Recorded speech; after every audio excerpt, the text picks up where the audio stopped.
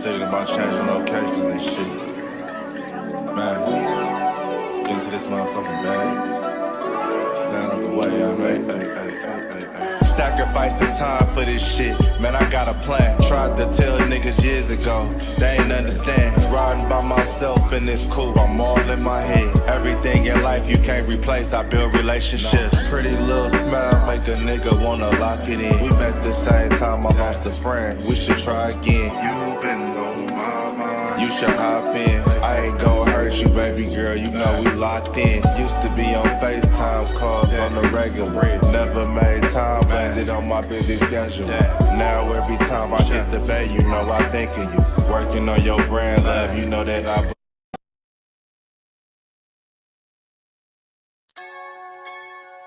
Yeah, it's goddess.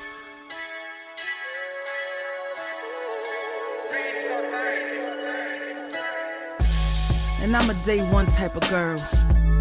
Ain't nothing wishy-washy over here. I don't jump around, stick to one side.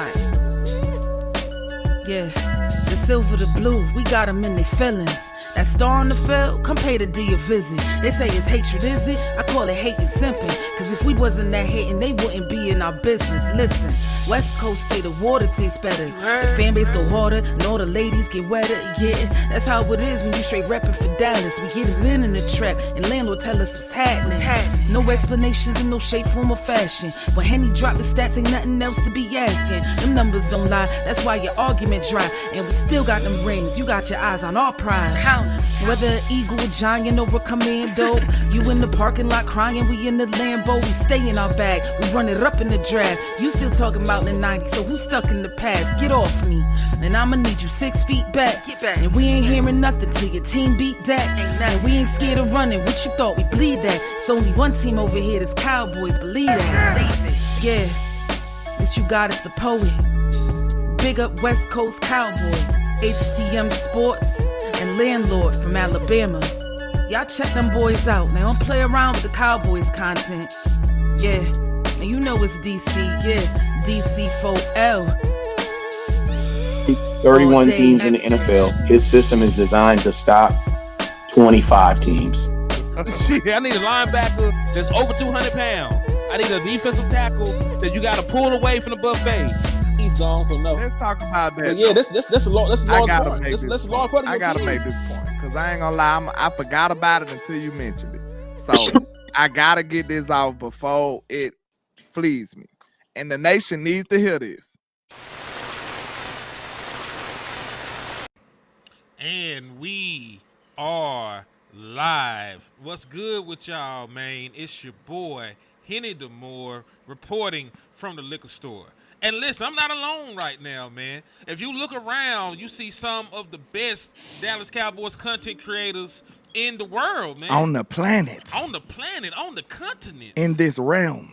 Yeah, you know what I'm man. saying? Talk like Game of Thrones. You know what I'm saying? Hey, listen, y'all Silence. Y'all gave me an entire soliloquy about Game of Thrones coming in here, man. So, we trying to convert him over to the right side, bro. Man. We trying to get him on the right side of history. Come on, man. Get it together. I'm gonna watch it, man. I'm gonna finish watching, I should say, man, because I think I got through most of the first season. I just gotta, really lock in and get into it, though, man.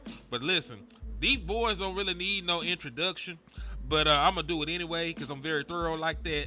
Right beside me, really my right-hand man, Landlord from Alabama. We do like 50-11 shows every day. Nice. You know what I'm saying? And listen, I got a liquor store. He got a trap. So if you can't get drunk, you need something a little stronger. The trap is around the corner. Absolutely. So, my boy got you. Right beneath me, man, we got Boss Cowboy, Mr. Show Me. He ain't from the Show Me State, but you're going to have to show Cuz something. That's right. And you listen, can't just tell him. You got to show him. And listen, all the way, at the bottom, last but definitely not least, we got the Kanye West of the Dallas Cowboys content. He gonna say some shit to piss you off. It might even sound crazy, but is the man lying? Probably not. It's West Coast Cowboy, man. Salute. Hey man, but let's get into it, man. Hey, how y'all feeling right now, man? The state of the union, you know what I'm saying? How y'all feeling right now about your Dallas Cowboys? Man, I'm trying to get a dub Thursday, man. Listen, I got on the 4 jersey. It's 4 days away from the Dallas Cowboys getting their first win of the season. And that's how I got to move, that's how I got to operate, that's how I got a game plan. Because I know that the shit is not like what we wanted. You know, ain't nobody trying to lose a generational pass rusher. You know, ain't nobody trying to, go in to the season on short notice without one of your better players. But it is what it is, man. What I say, he dead, right? Yeah, Like it's over with. he dead to us. The milk is spilt. You can't lick it up. Oh shit.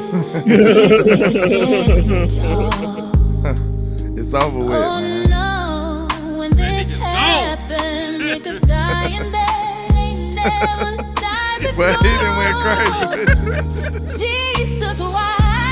Oh, y'all. Ain't nobody tell this dumbass to die. Oh, Lord. That boy gonna play the whole song. He want to just hit you with the 3-second effect. He gonna hit you with the 20 minutes. He dead. The lyrics was insane though. Who told this dumb man to die? It's crazy. But listen though, like it was like a mourning period. But man, listen, at a regular funeral, we get in early. We eating chicken by 1 o'clock. We had to repass, man. Like we had to repass. We eating chicken. They done started dancing. They telling jokes. And folks got to go to work on Monday. You know what I'm saying? Because they ain't give you that much time for bereavement. So we got to get back to business, man. Like I gave y'all time. You know what I'm saying? I was down. I was hurt. I was distraught. And now I got to get back to talking football. And we got a game to go win, man. I just talked about the ramifications of Micah Parsons, the aftermath, because it is things that's going to trickle down after that. You know what I'm saying? So we got to talk about some of the leadership things that we've been hearing, you know what I'm saying, who will emerge on the defensive end. I would like to get Boss take. I know we just did stuff like that, but I would like to get Boss take on who will emerge as the leader and see if we on the same page. Boss and Wiz. For the defense, because offensively they have. Ford got that on lock over there. I think one of your best, most natural leaders are gonna be people that's kind of under the radar. I think Overshawn, even with his injury, it's some people that have a presence about them. And especially you've played it enough at a high level to have respect as people are waiting for your return. Another guy that I think we can't sleep on, but he just got to put the tape together, that has that energy about himself, is Wanye. Like Wanye is that stay amped ass dude, right? Most importantly, when I look at leadership, I look at who is the guy that men willingly and readily follow. So it was a lot of misconceptions by Cowboy fans thinking Mike is not a leader. No, he was a leader. That's why a lot of players changed their profile for him. That's why all your stars spoke up for him. It was more people spoke up for him and showed solidarity to him than even Dak and CD. Right now, it's a lot of casual fans that's gonna say that's not the case because they like the Dak Prescott style of leadership where you're always button up, you're always saying the right things, but you have to look at who's people following. So to me, the guys that have, to answer your question, the person that had the two people to me on defense that got the best chance are Overshawn and then Wanye. Yeah, I agree. But it seems like, when it comes to Dak though, to me it's like, I think it's in the environment that he in. You gotta lead kind of the way he do it. It's like the best way he can do it. Cause I feel like if he was a little more loose with it, it'll be rejected. Oh no, it'll be rejected. No, he's perfect as the face of the Cowboys. But we talking about who men follow. So who's the person that's the best to be out front? Oh, that's Dak all day. Yeah. Right. I left off one person. Go ahead. Usually who your most natural leaders, Murray. Look for Murray to step up, especially people like him, because your linebackers are usually the quarterback of the defense. They the ones, when they call a play in, they communicate the play in the huddle and then we disperse, right? So it's always generally that linebacker, and especially that middle linebacker, and he has that presence about himself. With a few plays and a couple of hitting people in the mouth, he's gonna earn the official leadership mantle. And then likely you gonna start seeing the voice of Micah kind of starting to truly dissipate about this locker room. West Coast to me, Yogo, who do you see being the new leaders on this Dallas Cowboys defense now that 11 is number 1 in Green Bay? I don't think he there, bro. Well, listen, we just gonna keep him up there, and if anything crazy is said, we'll just blame it on the AI West Coast. So I agree with Boss though, because I think Overshawn was the name that we said our damn selves. I think the only thing that held me back from going there all the way was because of the injury. In my opinion, like I think people do like him. I think he does galvanize people, but it's hard to lead when you're not present. You know what I'm saying? So I think when he gets back, for damn show. But a name that we floated out there was like Maris Leofow, because I think he's going to get a lot of opportunities. He ended the season playing well last year, and like you said for linebackers, like that's a tough physical position. Like there's somebody that's going to hit you in the motherfucking mouth. He's going to make plays. He has a nose for the ball. So I think that somebody like Maris Leofow, could earn the respect of some folks in the locker room if he don't have it already. But I didn't really think about Kenneth Murray. That is also a good one. Yeah, I know how Overshawn get down. As soon as he came to camp, them boys were following him. I ain't gonna lie. I already know he one of them type of people. Maurice Leofow, I spoke with him at training camp, man. Super good guy, super articulate, super smart, humble. Notre Dame. He doesn't have that presence like where look like men or just get behind him, because he has that, kind of stand in the middle and give that speech. That's not him. I think his leadership is going to be examples. Like his leadership is going to be, I bust him in the mouth. Just do that. I ain't got to tell you what to do. Just do what you just saw me do. Yeah. Because that's how he leads. He leads with physicality and not words, So I'm excited to see, man, especially the linebacker room, man. I think I'm almost certain, bro. I'm willing to put all 10 of my toes, and I'm going to add 2 more toes to it. Damn. That linebacker room will probably be your most exciting room, bro. Outside of, so on the defense or on the team? Team. Whoo, that's a statement right there. That's high praise. That's a statement. Wide receiver now. And I'm going to make a small case why. When have we ever watched Matt Eberflus not work magic at linebackers everywhere? When? So, just tell me, when have we not seen him take water and turn it into wine when it comes to linebacker, bro? I mean, from Sean Lee to what's old boy from Alabama that came up, Rashaan Evans. Not Rashaan Evans, but played with Sean Lee when he got hurt and stepped up real good. I know you talk about. I can't think of his damn name. LVE, me neither. LVE and Jalen Smith were at their best under him. Y'all remember they was having the Wolf and the Predator side by side because they was both balling on a Pro Bowl level, both of them, right? So he's a clear linebacker whisperer, and it kept going when he went to the Colts. It kept going there, right? Chicago wasn't as, spectacular, but it was good. He got the talent here. He got the talent, and he the whisperer. It's like giving Rod talent. What would Rod do with talent? You know what I'm saying? You know what he gonna do with talent on the D line. It's the same thing we go see with these linebackers, bro. It's gonna be amazing. And then, most importantly, I saw they drills up close, bro. Yes, that dude had the dopest drills I've ever seen, bro. It was stuff like they finna get the ball so good. They was doing flash drills, bro, like running around the bags and the ball coming at them fast. They was throwing the ball at their feet, and they had to run full speed and pick it up off the ground. They drills are harder than what's gonna happen in the game.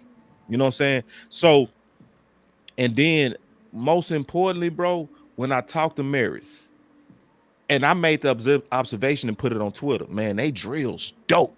Right.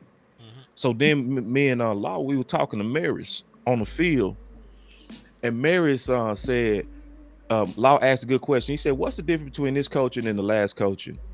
He said, man, our drills He said they drill us on stuff we go see better than any place I've ever been. And see, I needed to hear that because I was loving the drills. And when he answered law and was like, it's our drills, bro. They really like tighten us up, bro. And we go play based on what we've been doing. That makes sense. Makes a lot of sense. So this my thing though. Defensively, are you not excited about defensive tackle now with the addition of Kenny Clark, with what you know you're gonna get from Osa, with what you think you're gonna get? Cause listen, you were one of the people that were excited about third-year Mozzie when other people weren't. And you still get to see third-year Mozzie in a reduced role at this point. And now the folks that like Jay, he only got to play like 4-5 snaps a game. Facts. I think we turned into a scrimp. And Perry Winfrey, who got position flex. So he was at a 5 tick and got a sack in the preseason game. And he flashed. He was one of your more productive people in the middle of that defense during the course of preseason. So I know linebackers are super dope, but I think I'm also excited about defensive tackle because we ain't have really no faith in defensive tackle, and now it might possibly be a strength for you. Okay, I think I was gonna ask, did we want to go around the room and say who our most excited room was?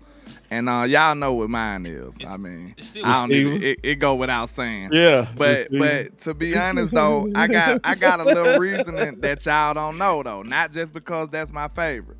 I did a little research on Junior Adams, the new wide receiver coach, right? Are y'all aware of some of the receivers that he is known for coaching? Outside of Trayshawn Holden now. Yeah. He coached Cooper Kupp at Eastern Washington.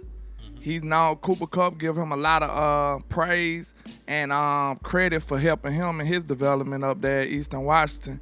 He also coached Puka Nacua at Washington, and Roma Doomsday at Washington, and Ted Johnson at Oregon. So he got some dope receivers under his belt for real, man. And them guys right there was kind of like under the radar guys, especially Puka Nacua.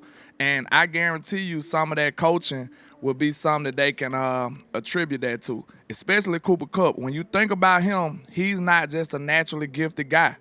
Like, we know that, boss. And him, like, he's just a precise route running, super smart, high IQ wide receiver. He was never just the burner, the physically imposing. Like, that wasn't who he was. So you got to be in them books. You got to be in that film to get to the level that Cooper Kupp, the Triple Crown winner in the NFL as far as wide receivers go. So I could just imagine, even though his resume is like pretty much predominantly from college, but given the wide receivers that he done coached, and now you give him this caliber of wide receiver group, you know what I'm saying? You might start seeing some people emerge and start playing above expectations, especially in this offense with Dak Prescott. Like, look for this wide receiver group to be ridiculous. And, like, I feel like that's one of the things that can't be bad. Like, if the wide receiver group and Dak is not great, it's going to be looking doom and gloom for us. So, I expect that. But given the resume of Junior Adams, it makes me even more excited about how that's going to work out. To answer your question, Henny, you said, what did I think of the DT room? You might not should have asked me that question because that's a soapbox question, bro. You can't ask me that, Stand on it then. Stand on your soapbox. We got time. See, okay. So, bro, listen. I didn't trust nobody on this because I saw when the fight was really ongoing in the off season, it wasn't a lot of people fighting with us, bro. So I didn't like the fact that Jerry had to say we need to stop the run and we needed this asset. Then you heard this whole cycle about, we got somebody to help stop this. Like, where was y'all? It just made me not trust because it's like y'all bandwagon this now. Who was ahead of this? So I went and watched the film yesterday, bro. I authentically fell out my seat, bro. And I don't do that shit. I seen you. Bro, I was ninja watching. You know how we do sometimes. It's all good. I appreciate that because I do you like that too. Because if you start talking, you'll get a lot of people. Hey, you might do. Sometimes you just want to. You just want to sit back in the content. You want to sit back in the church sometime, and I do that with y'all. I do that with everybody sometimes. Just sometimes I'll be quiet. So speaking of church, bro, Proverbs 13:12 said, "Hope deferred makes the heart sick, but a desire fulfilled is a tree of life." That's what I felt, bro. Is those of us who've been pounding the table to try to get this team into a championship window, we knew the importance of having a good run stopper. We got better than that. We got somebody that can do both at a high level that fits all the criteria we've been looking for. Veteran, years of experience, grown man strength, because he's way past year 3. Still not too old, not too young, right? Accomplished, respected, mean, a leader, and shows it on the tape. Bro, like, we haven't seen this caliber of one tech in Dallas in about 20 years. We haven't seen, probably in 30. Like, for real, this quality of what we picked up, bro, I fell out my seat, bro, genuinely, bro. Like, damn, we did this. And so when I think about what's getting ready to happen with the linebackers too, because y'all heard how high I'm on the linebacker, then y'all put that guy in front that's gonna help them. That's gonna help Mozzie. And now, man, it's like, honestly and authentically, I've taken Micah over him 1,000 times. Just because of the versatility of Micah and how he was just somebody that caused the offense to have to scheme for him. His presence created so many opportunities for others. We foolish to act like we're not gonna miss him. But at the same time, going into game 1, we're gonna be better with Clark than we would have been with Micah. Because I think overall too, it's gonna pay off. I ain't gonna say better. I say we probably go further. I think we're more prepared. Yeah, we'll go further. I put it like this: I would have took a Band-Aid DT with Micah, then without. Yeah, then a without. Good one without Micah. Yeah, then a great one without. But we have a chance to play fantastic team defense, and this defense is way better than what Rod ever had. Way better. And people better remember, this style of defense in 2014 led the league in takeaways with no names. No names.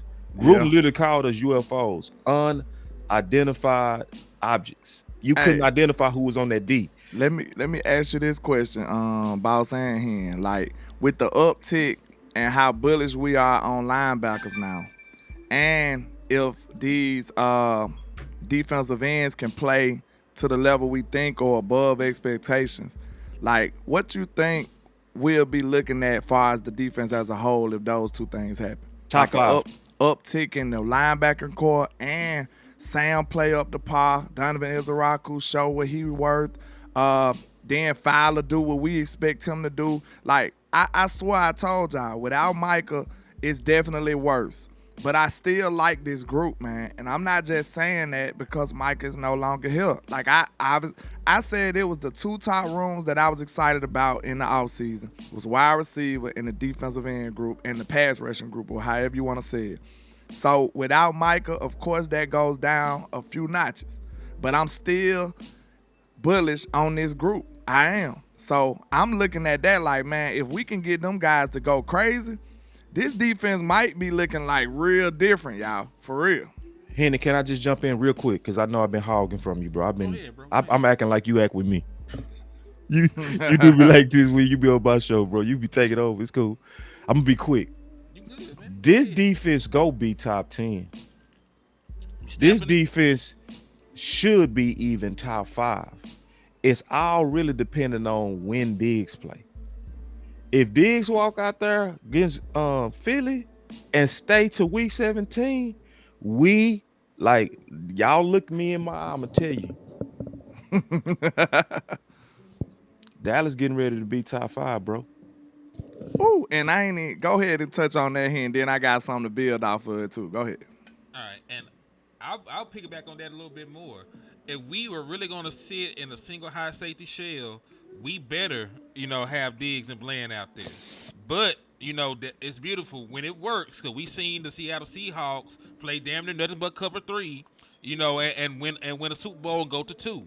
And the reason why that shit is so tough on a team if they can't throw against that is because there are 8 people in the box.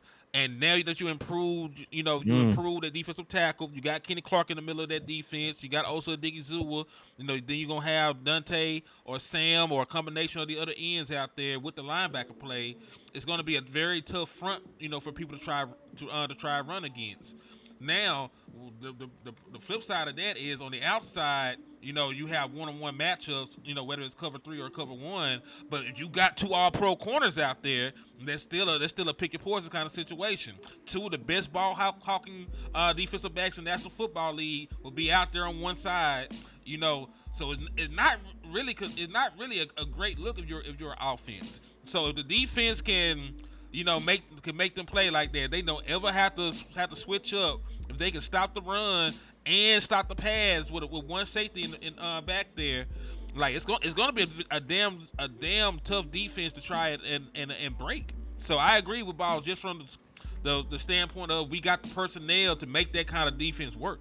Okay, now since y'all gave me y'all takes on that, I want y'all to add the fact that DeMarvion Overshown will be coming back to that. So now give me your take on that. Listen, he's gonna be on top of that. He will be additional to that. I love Donovan. I love Overshown, but I hate this for a kid though. He gonna ball, and he gonna ball then get low balled at the end of the season. Not because he ain't a great player, it's because he ain't fucking played football, and he's up for a contract extension. Like Marvin Overshown is the kind of guy that Jerry Jones is gonna try to drag to the broom closet, because his jersey sales, he's well liked, he's easy to market, and he had a consistent string of injuries that he gonna offer him a death row 360 deal. So you said he gonna be just whistling, minding his business, and then Jerry just push him in the closet like, hey, let's talk about this contract. That what happened to Tony Romo. They cornered Tony Romo in the broom closet. And this gonna sound crazy, but Overshown is the person that the tag was made for. Right now, for sure. Because if he go out there and play that good, go ahead. You gonna have to see a little bit more. It's one tag that, if we been honest, because it's easy to shit on tags in hindsight, right? But when you have to kind of project, am I gonna throw all this bonus money and guaranteed money at a player that might not even sustain? This is where that let me wait and see makes sense on the tag. And so like Tank, people forget, before Tank exploded, he had back surgery, right? And Jerry was saying we needed a war daddy because of all of that. You wasn't seeing the production yet. He wasn't in year 3 yet, right? So he had a good second round, obviously pick for us, but that surgery was like, we need to wait and see. That's why Tank himself didn't trip on the first tag. He tripped on the second tag because he like, I gave you a whole season. Now let's stop playing, bro. I'm good, So Overshown, sadly, and a blessing to him, is that guy to me that this is where a tag would kind of make sense, because if you throw a contract at him and he keep this trend, it would be more expensive to throw guaranteed money at him than throw a 1-year tag at him. Facts. And I ain't gonna lie, I think that you're right about that. He is the perfect candidate for a tag because of the uncertainty. Yep. And like, I wasn't even really mad at Tony Pollard tag. The only reason I was because it was so high. But if you think about it though, Tony he didn't really get a chance to display what he was really capable of for a long period of time. Like, we had him projected and he got in occasionally because Kellen Moore wasn't using him for real. You remember he started getting used his last 2 years? His last 2 years when he really got it. It was small doubts on his ability to be RB1 or something. Because they didn't think he could take the wear and tear. Yeah. That's what it was for the most part. Right. But like it was questions on that. We felt like he was good enough, but still, like you said, we didn't have no tangible evidence. And the tag it did make sense, but that mud was so high at the time. So, that's the only thing that made it bad. Perfectly. Yeah. It was how high that tag was. It was $10 million. And I remember that was a depressed running back market. That was the times where they was undervaluing running back and saying they don't matter, and you can get Saquon in the 4th round, and the delusion was at an all-time high against running back then. So that would have been a time that if they would have locked them in, it would have been like the stock market. You would have bought them low and rolled him up. You feel me? And we missed that window because that was the time Saquon, people forgot, he had an average per year of $5 million, man. Yeah, paid back next to nothing. Also, for Tony Pollard, looking at the numbers, he had 719 yards in 2021.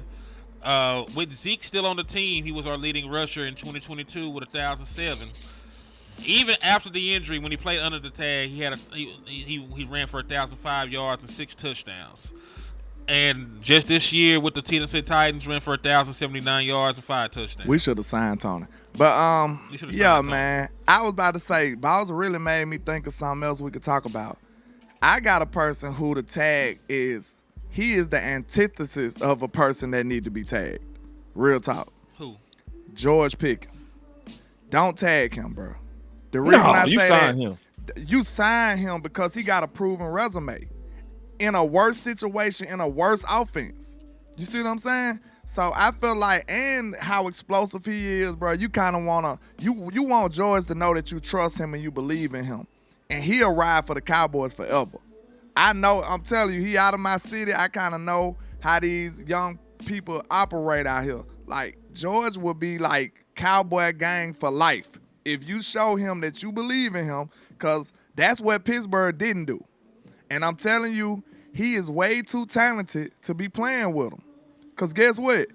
All you got to do is, I think the perfect way to sign George Pickens, even if you got doubts, let him play the first 4 games, 5 games, at least a good portion of the season to see how he operate, because y'all might need that confirmation. I don't. But after first 4 or 5 games, if he going crazy, sign that man. Sign that man. Real talk. I was going to say this. My only slight pushback would be this.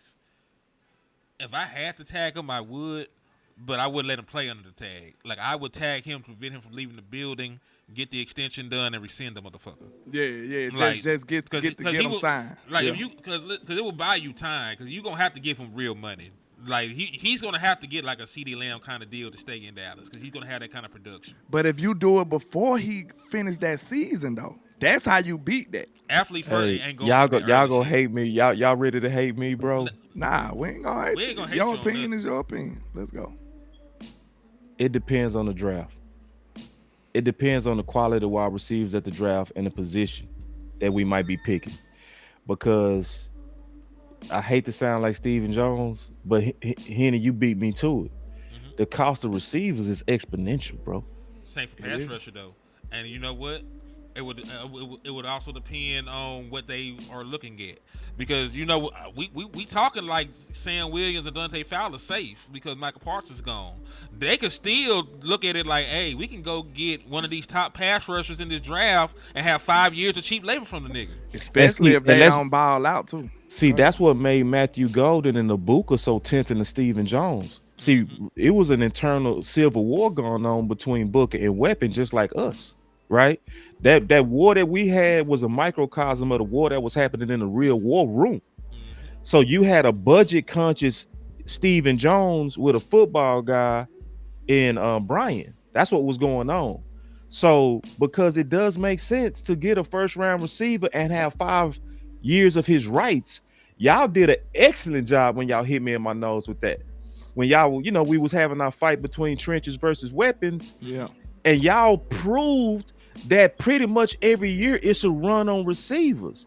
It's not necessarily the talent of them, it's the budgeting of them, bro. It's like, damn, bro, if you go try to get 2 of these people, you gonna look like Chase and Higgins, where now that you got these 2, it's hard to pay your edge rusher. T. Higgins had to fire his agent to stay on the team.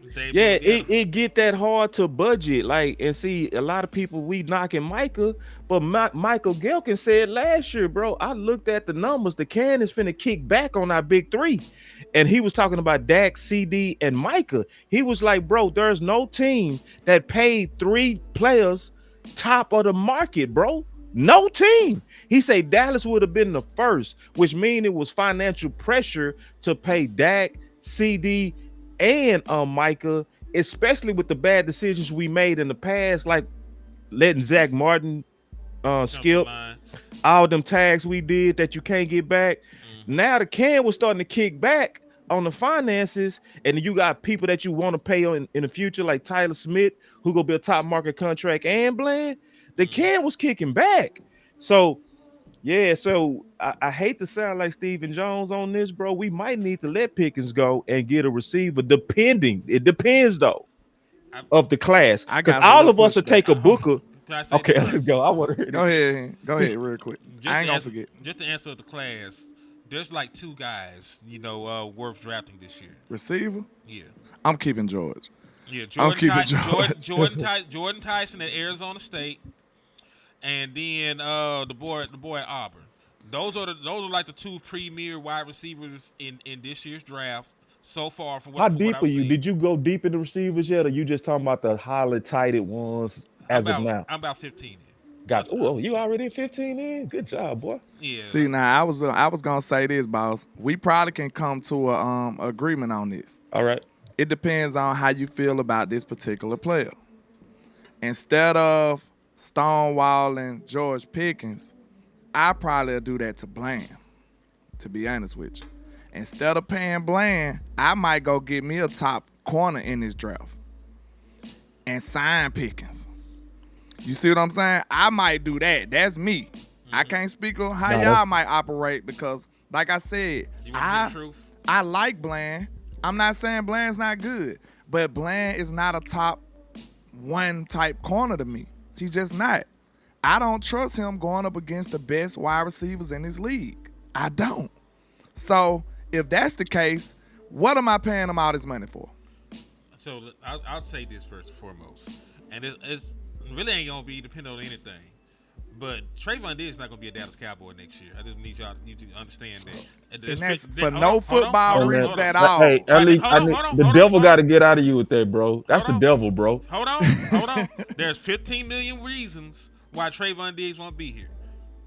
They say $15 million getting rid of his ass. And I tell you one thing. They do. They say $15 million getting rid of Trayvon Diggs next year. All of his guaranteed money, it's gone. It's a wrap. He is playing on no more guaranteed money for the remainder of his deal. So guess what? If he go out there and he's anything less than a superstar, if he gets nicked again, if his production is not the same All-Pro production that they paid him for before, they're going to move on for Trayvon Diggs. And that's just the truth of the matter. Like, I fuck with Trey, but the truth is, they can cut Trayvon Diggs, save $15 million, get younger by extending Bland, and they'll probably, if Elam plays well, they probably promote him. That's just the way that things are going. But that's how the Dallas Cowboys are looking at it. Do I agree with it? No. I would rather have 2 All-Pro corners for the remainder of our Super Bowl window, because Dak Prescott is not a spring chicken. Like, that's another thing we're going to have to get at. Dak Prescott is not going to be here long at all. So we only got like a guaranteed 3-4 more years of competing with Dak Prescott as a quarterback.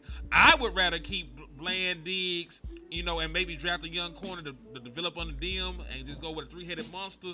But the Dallas Cowboys, they already had a smear campaign. They already done try and manufacture another superstar in Siobhan Revel. Who least did they gave somebody a nickname before they played? This is what I'm gonna say. I'm with you, but I just hope they don't do that, because all the reasons that you said, 99.9% of them was probably not football related or like on the field related. Now I understand he's not healthy. That's a problem. He has to be available. Now that's true. But I'm looking at it like this. When you said that, Lord, I just wish Kyle Elam become that guy and be a first round level talent, or either Siobhan Revel. If them two, I wouldn't even have to draft one. I could just say, I'll holler at you, Bland. Good doing business with you. Go get your big bag on another team. And I know it sound mean, y'all, but it's a certain way that you have to operate if you're trying to actually compete for championships. Think Patriots. Think New England. Do you think New England will pay top dollar for a guy who can't cover number one receivers on a consistent basis? I don't think so. They didn't pay top dollar for guys that could cover guys. Yeah, they'll get the 4 years out of them and then go flip them. That's what the Patriots will do. And how long did they have sustained greatness? A very, very long time. See, that's what I'm saying. We got to be way more cutthroat when it comes to these players, y'all. Just because we ain't going to be able to be sweet on these boys and on their contracts and being too attached to them if we really trying to go and get championships. That's just the real life reality of the situation, y'all. And even in this Micah Parsons situation, it was stupid to get to this point and all of that, but we got to be able to just detach ourselves from some of these players, man. That go for Dak, that go for whoever. Because if you can see a greener pasture on the other side of it and you confident in it and you bullish on it, you pretty much got to go for it sometime, man. Because that's our whole problem with Steve and them. They never go for it, right? But, hey, that's another question. You might have two different corners next year. We talk about it as an either or. They might review it and say, like, I don't want neither one of these niggas. Who? Elam and Bland? No, Diggs and Elam. Because they save money with Diggs, and they save money not extending to Ron Bland. You mean Diggs and Bland? That's what I said, Diggs and Bland. And, and Henny, you make a great case on the financial value of the absence of Diggs. Mm-hmm. So I think what has to happen is it got to play out on the field. It got to play out on the field. To where you give us a reason, Diggs, to look at it like, no, we got to keep you. Because something's, that happened with Taco versus Tank. Mm-hmm. When, we drafted Taco, we was low-key insulting Tank. We was saying with Tank on the team, we need a war daddy. As Tank was sitting in the corner, right? So we drafted Taco and said we got our war daddy, but what ended up happening was Tank back was healed, just like now Diggs' knee is healed, and then he went crazy, and we forgot about Taco, and then we started hating Taco. Yeah, so I was gonna say this is compounded because we ended up drafting Taco over TJ Watt. I don't know if it plays out the same way for Tank. Oh, no. If TJ Watt is the dude that gets drafted. Well, nah, it would have played out that way because Tank was crazy that year, bro. That was Tank was the number one free agent that year, bro. You know what I'm saying? Out of all football, dog, he went crazy. He hooped. I'm just saying with the opportunities that they gave Taco Charlton, if it was TJ Watt out there and TJ Watt produced, and they had a high producing edge rusher on a rookie deal, I just don't trust these niggas to keep them both. No, I'm with you on that. I'm just saying financially, there's financial pressures against Diggs. I'm not going to argue against that. I'm not going to argue against people that love pie more than talent, which is crazy to me. They do. I want the talent over the pie, right? We have a guy, when he was healthy, that locked down the best in the league. And I want us to stay focused on trying to restore that, right? So when Diggs was healthy, Chase ain't do shit twice. Mm-hmm. Jefferson didn't do shit twice. Never. He was the daddy of McLaurin. He never had a McLaurin problem. Never, bro. Like DJ Moore, D. Smith. Like we naming all the dudes. Evans. These are the dudes Diggs shut down. That's what made PFFs a lot and crazy. It's like, bro, how you gonna say this man gave up 1,000 yards and it never adds up when he was on the toughest dudes in the league? I got film sessions showing him locking up Jefferson. And we talking about lock up. And see, let's not forget, I ain't talking to you, Henny. I'm just telling people in general, that ain't the track record with Bland. It's not. That's not the track record. The track record with Bland says if you put a number one on him, he gonna probably eat some. you probably you gonna have to snatch them up off of them. That's what it would like. I ain't because I know Diggs a lot of is people. that guy. I know a lot of people looking at it like when I talk bad or ill of Bland, they probably think I'm just being hyperbolic about the Seattle game and Metcalf. That's the one that stands out for a lot of people. But I implore you to go watch the Washington game. On the game that he broke the record, he was getting destroyed that game. Like, no lie, he was getting destroyed that game, y'all. Terry them was cooking them like they was going. It wasn't even Terry McLaurin, was it? No, it was somebody else. They was going crazy on Bland, man. Yeah, he got beat by a third receiver that game. Yeah, so I'm telling y'all, it's not me just being overcritical on him. I'm just telling y'all that he not shut down, bro. He's not like that when it comes to the top. He's a talent. playmaker to the ball. He's almost like the opposite of Byron Jones, bro. Yeah. If that makes sense, you feel me? Byron Jones couldn't get no never picks. Get no picks, but he gonna play some defense. But he can shut you down. Bland get the picks, but he can't shut you down. He is like the exact opposite. Yeah. And I just don't want to pay all my money to a guy like that. I'm sorry. And I definitely don't want to replace Diggs with a guy like that. You made a hell of a case early on keeping Pickens over Bland, and you know I'm like you, bro. I'm fair. It comes down to team value. Yeah, and I think I think you're right, bro. It's probably a better team value, especially if we would have got a corner last year in last year's corner class. Yeah. Oh, that would have been the time to move on from Bland, bro. Then think about this, boss. We've seen Pickens. I've seen Pickens literally consistently beat the defensive player of the year last year. Yeah, so like you see what I'm saying? Compared to what Bland is capable of in his own right, and compared to what Pickens is in his own right, literally I seen him dominating against PS2, getting holding calls and all kind of stuff against PS2, and this is on a bad offense, and he was the only option. So like, if you don't think Bland could hold his own like that against most number one wide receivers when he did that against the defensive player of the year, I would consider Pickens being the better player and the better option. And I think it's the domino effect of what opens up with Pickens. Because when I look at team value, like that's what made Amari such a good pickup, because he didn't just help obviously receiving, but he helped Dak, he helped the offensive line, he helped the running game, because now if you try to stack the box and create one-on-ones, he's on the outside. He was on the outside to eat you up. So his presence caused conflict. Micah was the same way. I know we hate to say that now that he's gone, but it's certain players, they cause a domino. And that's what Pickens is now that you got Pickens, you can't bracket CD. Try that. Impossible. Try that. And I was going crazy on man, bro. I was going crazy on man with them boys. You know what I'm saying? Like, so please, like, do that. I really want y'all to do that. Try to say we go just try to take away Lamb, and we go leave Pickens on our slot guy. Yeah. Even on your best corner. He's still he's the caliber of guy who's still gonna win some reps. Now, I'm not saying he gonna dominate every best corner, but he's still gonna be a problem. Like your best corner is gonna be almost.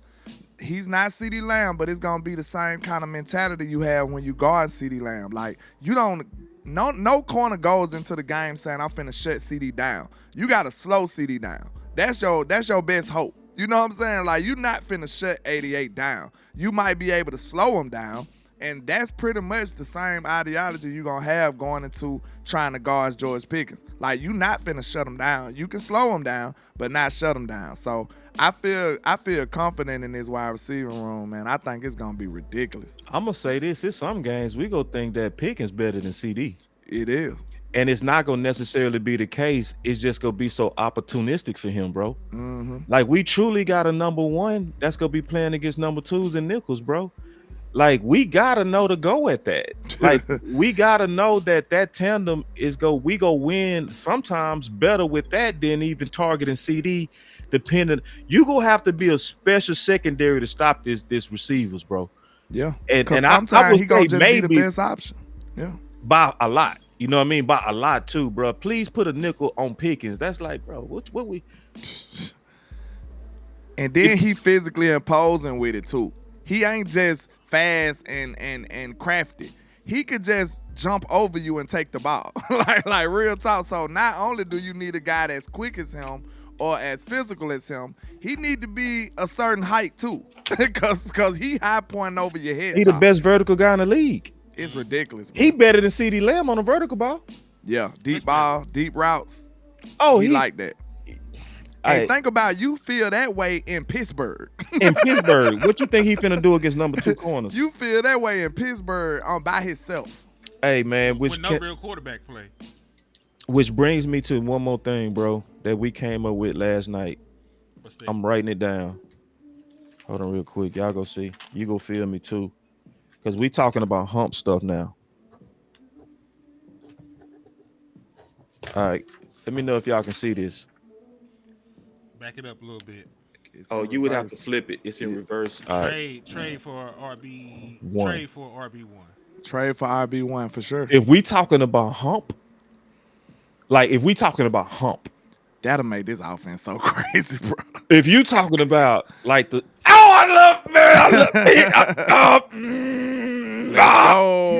go.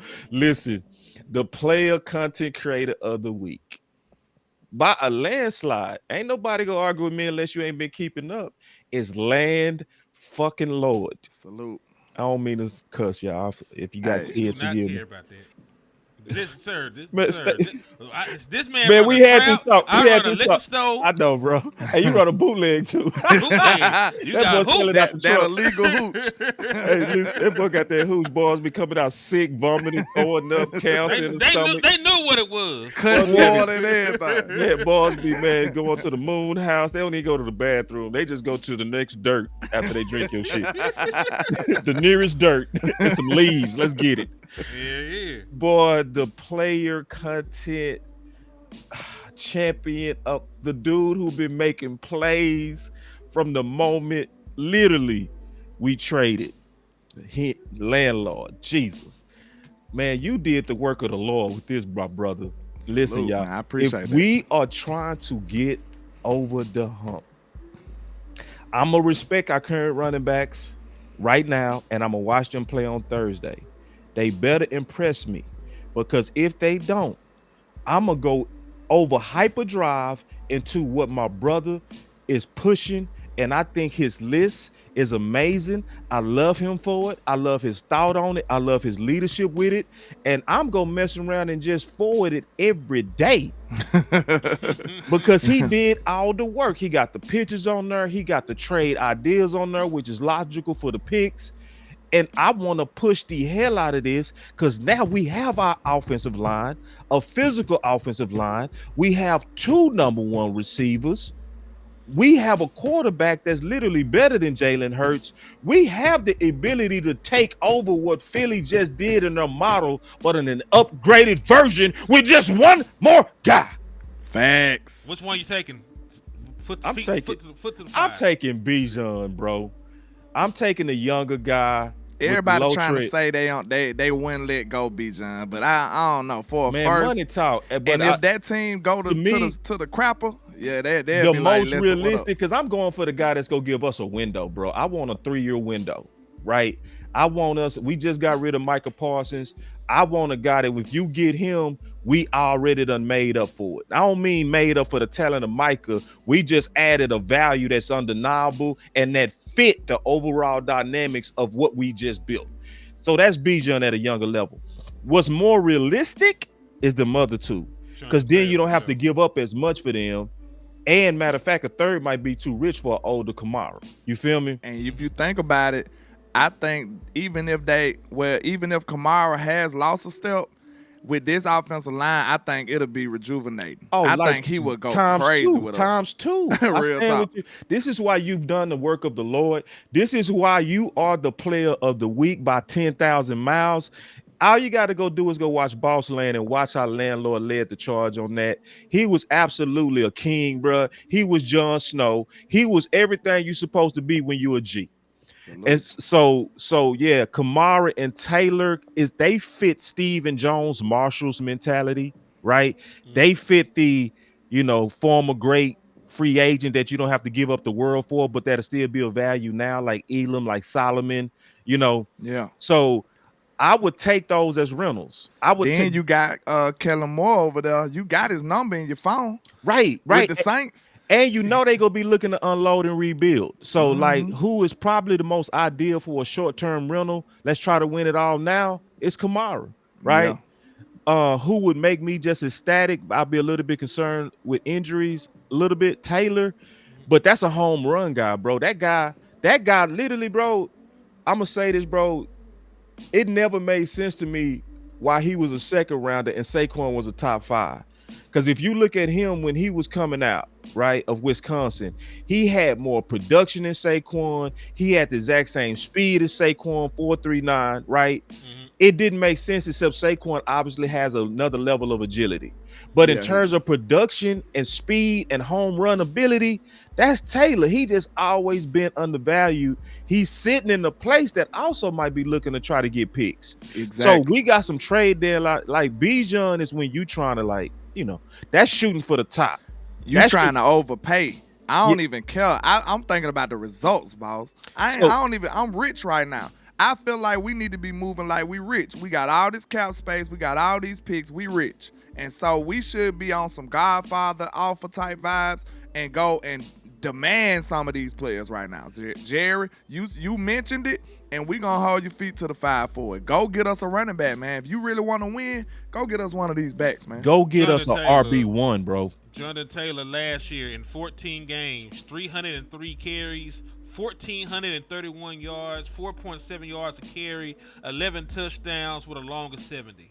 Hey, save Jonathan Taylor. That's a hashtag too. Save Taylor, man. That boy averaged over 100 yards a game, and they still would lose. And West Coast will tell you, I was on Jonathan Taylor earlier. I was telling everybody y'all was stupid for drafting him in the second round. I was like, I already got it posted. You know, I keep receipts. I was like, bro, this is one of them draft things that show you that the draft is stupid. I was like, bro, don't let me get started on that. I said the same thing about Deshaun Watson and Mitchell Trubisky. So when people be like the blended expert board, I'd be like, bro, please stop. So the hashtag is #trade for RB1. That boy's still young as hell too. He's only 26 years old. Man, all three of those makes us saved. I put it like this: all three of those put us over the hump. I think so too. Even the Kamara and that had an older Kamara that lost a step. I feel like he'll be a monster. We over with the hump Cowboys. Now it's then like, he let's can play catch ball. the ball out the backfield too. Oh my God, we'll go crazy with Kamara. Low key, Kamara might be the dopest one. He might. Bijan catch that. What I mean by that is like that versatility and going behind that offensive line, bro. Like, Bijan, that dude. I'm tripping. Man, I ain't gonna lie. I seen Bijan catch. Bijan is that dude. I seen him make a catch that wide receivers ain't finna make. I ain't gonna lie. Like I'm talking about, it was like you gonna 1 probably have to inch give off up the first and the third for Bijan though. I might, man. Listen, I don't care. Cause listen, we be thinking about the price. I'm thinking about the results. No, I agree. When you aggressive like this, Trey Lance and Mingo. When you aggressive like this, boss. When you rich like this, and when you on a mission like this, man, let's go do this, bro. Let's go do this. Look, who in the world would care about a phantom third round pick when we holding up a Lombardi? Nobody, of course. Who gonna give a damn about that pick? Yeah. So I'm thinking results, bro. Screw the price. Sometimes you gotta go make it rain on these boys, man. Spend that money. I'm gonna be honest and say this, bro. I would rather go with Kamara on a rental and then draft the back if I love the class. I think he the most realistic. It's a bad class. Then we got to go for the home run here. I think he the most realistic. We need to do what we did with Amari. The Saints don't even got a quarterback. Yeah, we need to. Yeah, he the most realistic. We need to go for it. Like, because with Amari, what the Cowboys did that was smart is they looked at the class and say, this class is just not as good as him. Get him. Yeah. That's the mental that they need to take at running back, is that these guys are not as good as these guys. And see, I'm so happy that we're past the days of just discounting running backs, because we did get stupid for a while. We did get to where Saquon, who cares? Henry, so like you can get a back in the third. See, now people, like, when you saw what the backs did to the league the last 2 years, you can't even play like that. You can't talk stupid like that now. Now cats will go ahead and say give up a first for a back because of the value that he brings. Because you saw Saquon and Henry tear up the league 2 years in a row. Even though I'm a wide receiver, bro, my running back history is kind of dope, though. I just got to think about it. I said go get Saquon. I said go get Derrick Henry. I said draft Bijan. I said draft Gibbs. I said draft Bucket Irvin. like real talk. I got you got great eyes. Yeah, like, you got bro, great eyes. I'm telling you, bro, we need to go get this boy Kamara and go ahead and terrorize the league. Real talk. Yeah. So, one last thing, boss. How do you feel about the folks talk about Kenny Clark and a good run defender? How do you feel about those folks trying to throw numbers around without the film saying that Kenny Clark ain't good against the run? Yeah, it's one of those things to where you got to be a good numbers guy. Henny is a good numbers guy, right? So what he's referring to is what's going around is where Green Bay ranked as a team defense with Kenny Clark. So on a running game, you can't look at one guy as the answer to the entire breakdown of a running game, because you stop the run as a group. So what you have to do in these scenarios is you have to do the old school way, and that's turning on the film and looking at that individual play against the run. And if that dude is doing it at an elite level, what they're likely going to do is run away from him. And that's going to make it harder for him to even gain more plays. That's why it don't make sense when people were saying stuff like Micah don't get sacks in the playoffs. Well, in a lot of those playoff games, they was running the ball. You ain't going to get sacks on the team that's running at your ass, bro. Like, it's like you got to look at the context of what was happening in the game and the floor of the game before. But if you make decisions just on the stat sheet without looking at the context of what was happening in the game and the film, then you'll have a kind of warped analysis on the talent. I say this, boss, real talk, and I stand on this. Until the day that the Dallas Cowboys can stop the run, or at least be serviceable about stopping the run, we won't be taken seriously. Real talk. Because guess what? That's football 1-on-1, man. They ran the ball before they ever even did the forward pass. Listen, man, they come out here day one. Even bad teams know how to run the ball. Right. So you in danger of losing at all times if you can't stop the run. Look what happened to us against Arizona. Them boys just had a running back and a line. That's it. Kyler Murray ain't do hardly nothing. Kyler Murray didn't play. You see what I'm saying? The dude with no eyebrows played that game. Yeah, like the engineer. Yeah, man. So you got to think about this, man. Astronaut. This is why when you think about it, we be getting laughed at and called soft and not taken seriously, because we can't stop the run. We can't stop the most elementary thing about the game of football. So until we can say, hey, you can't run on Dallas like that, that's when we'll be considered a real life threat and a competitor for that Lombardi. One last thing. I did not let you go, boss. Yeah. Because these folks were trying to point at Kenny Clark PFF grade like that meant something. So the Dallas Cowboys lived through that. Jonathan Hankins did not have a good, run grade according to PFF. Like both years he was here, he graded out as a 49.9. But in truth of the matter, when he was on the field, the Dallas Cowboys made contact with running backs behind the line of scrimmage at damn near 40%. So it was like a 5% increase when he was on the field making contact with backs behind the line of scrimmage. And the Dallas Cowboys were almost an entire yard better against the run when he was on the field. They only allowed 3.67 when he was on the field and 4.53 when he was off of the field. So just because PFF said that he can't stop the run or help with the run does not actually mean that's the case, because the Dallas Cowboys already lived through that. Facts. I mean, stat nerds is destroying football. That's why you context is that, because you need Henny types. You see, Henny is a stat guy, but he's a film stat guy. It's a big difference.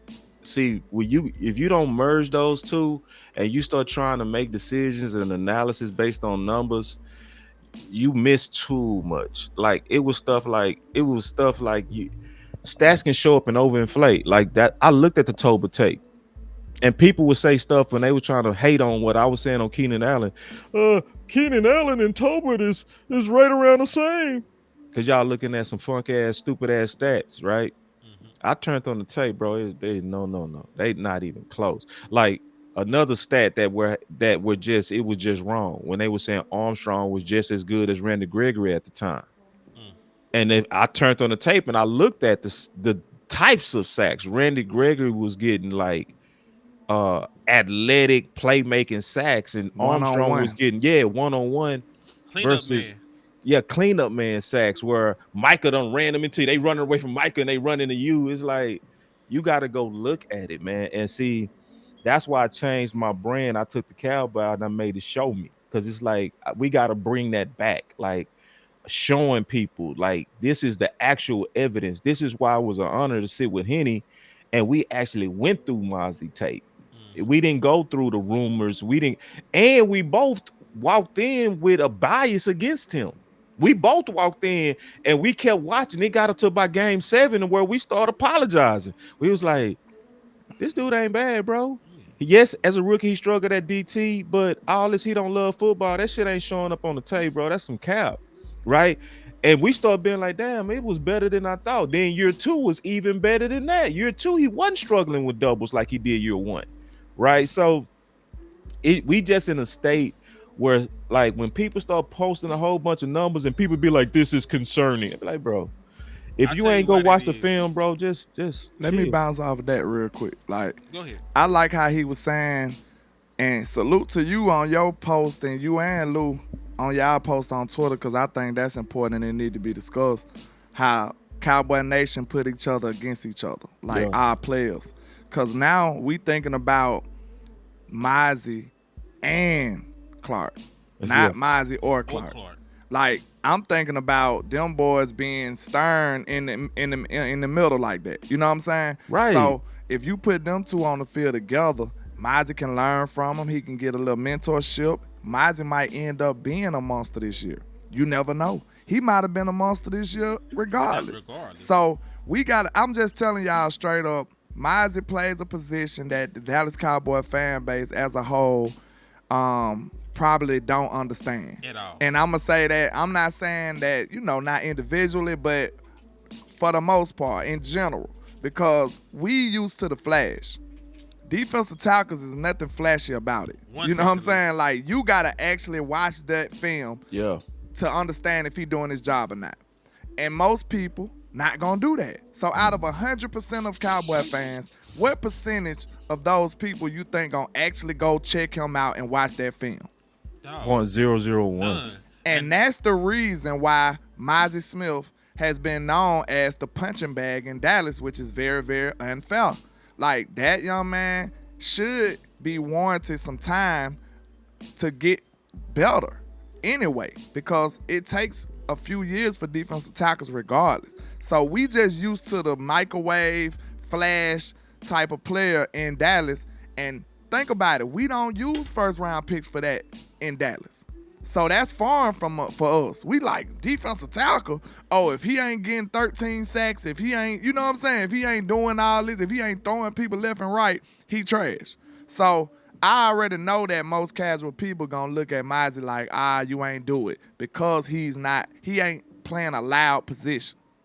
So naturally, they gonna look at him and be like, he ain't did nothing. But his job is the dirty work. He's like a Draymond Green in this type of situation. You know what I'm saying? He might not load up the stat sheet, but you know how valuable he will be once you look at that tape. So most of the time, Cowboy Nation, I need y'all to go really do your real research or rock with the real content creators who gonna do some transparent research with you, like my brother Boss, like HTM, like me, and like some other content creators we got out there in the space, man, that's gonna do you real honest research. So I think that's important to stop spreading out the cancerous, poisonous type stuff that we hear out here in our space. And listen, I think you're correct to an extent, but I also think that a lot of folks don't do the kind of work that we do. You know what I'm saying? They don't break down a lot of film. They don't do this and do that. So when experts, this is a steal from a NFL broadcast. When they show the players and they grade and where they're supposed to rank.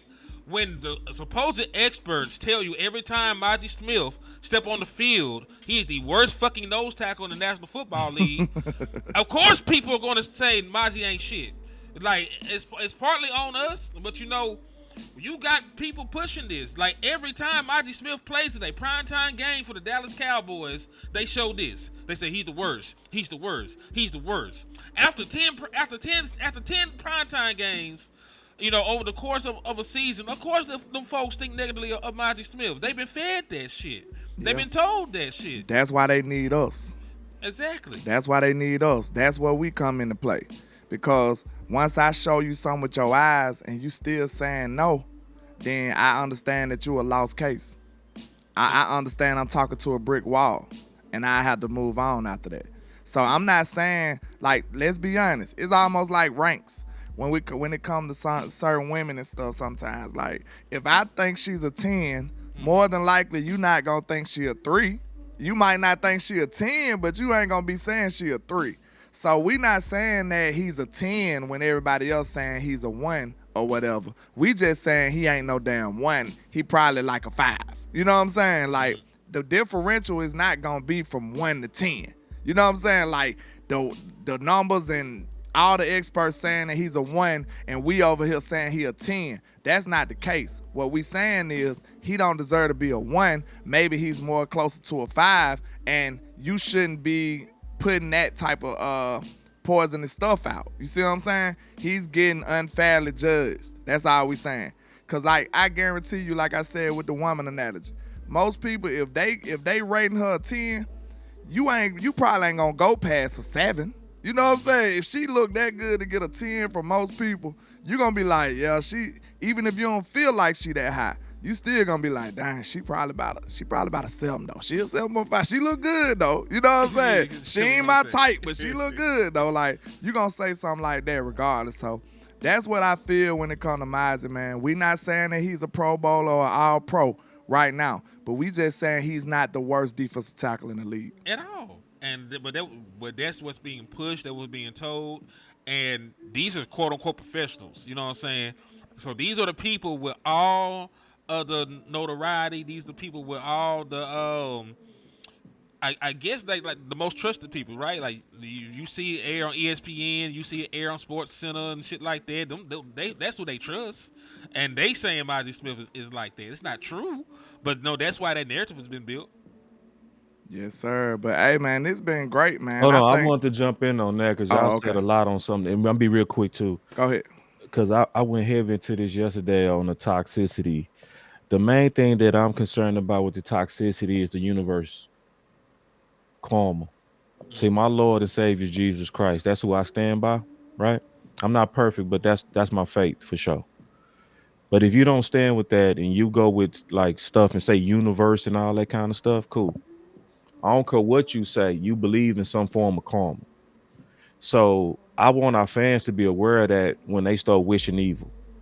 I want our fans to be aware of that when we do the type of things that we do and we move a certain kind of way that we do as a unit. I don't want us to move with low character as a unit. Like I'm seeing a lot of people like I wish the worst on Micah Parsons in Green Bay. I'm seeing stuff like that and they liking that. Like that's real fandom. It's like, no, that's low class. You don't have to be low class, especially with a guy who did and bled for you. Okay. Now, if you want to kind of strike the middle, yeah, when we see him, I'm going to try to bust him in his face. That's fine. But we don't have to wish evil. And yes, we do things that's not right. Like we are the people that will have people that's supposed to compliment each other. And we do put them against each other. And we start the shit. Like we do that. We the ones that's Maji out here because of Kenny Clark instead of saying, man, put them dudes in the middle together.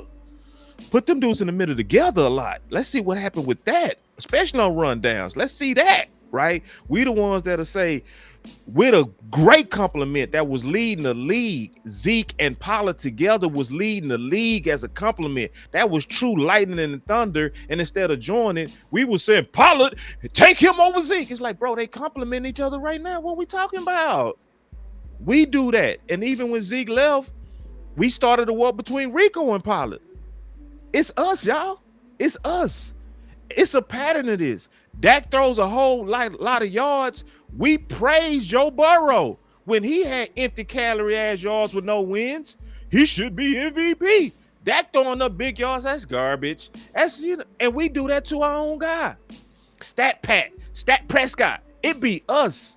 It's us, y'all. Facts. And there's a universe, bro. There's a universal God that lives in heaven. And if we gotta be very careful, bro. And see, I'm looking out for us because I swear the Texans would never win a championship. You know why? They have such evil and hate on a brother upstairs in up north. The Texans hate Dallas more than Philly. I was networking with two people that I could do business with. They ain't returning my calls because they Texans fans. And I'm serious. I'm talking about where we can make money together. And they not responding, bro. When I had my pendant on at a business convention, the people that hated me the worst was Texans fans. Everybody else, we joked about it, had good banter with it. They would never win because there's too much hate in the city. It's hate in the city, bro. And see, God don't like that. I'm telling y'all. God says what he hate worse in terms of abomination is hating on your brother without a cause. So I'm telling y'all, man, you can love your Cowboys without hating other people. You can love your Cowboys without hating your heart. And some things, if I'm being a real content creator and an honest man, we got to check that. Real talk. Yeah, that's a great way to end the show right there. On the Lord, you know what I'm saying, on this great Sunday, you know what I'm saying, for real. But hey, man, I go by Landlord from Alabama with the same handle on all social media, man. I think this was a dope show.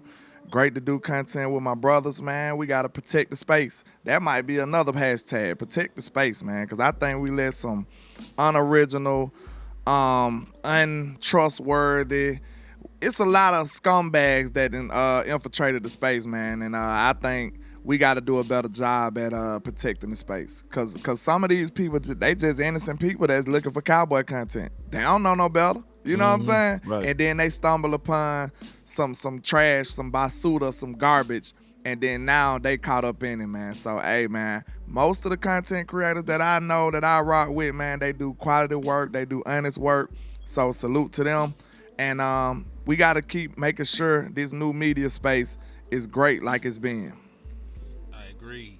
And listen, man, I plan on doing a show right after this, so I ain't going to be long-winded. I appreciate Boss for taking time out of his day to slide in and rock with us, Yes, on the pre-recorded show. He ain't got his cash up right now, so I don't know what he got going on with his life. But y'all know Boss Cowboy Cash App, so hit his Cash App. Yeah, it's $ Boss Cowboy Sports. Yeah, so listen, y'all, his supporters will see it on his page. Y'all put his Cash App, in the comments. Y'all hit his Cash App. Hit Landlord Cash App. He got to go back. He got to re-up on ligaments. Hit my Cash App, man. We low on hooch. So, I know y'all niggas like what we got. I got the shit with the worm and the potato peel in it. So y'all come Good tap Lord. in. Yeah, we trying to take you out the game.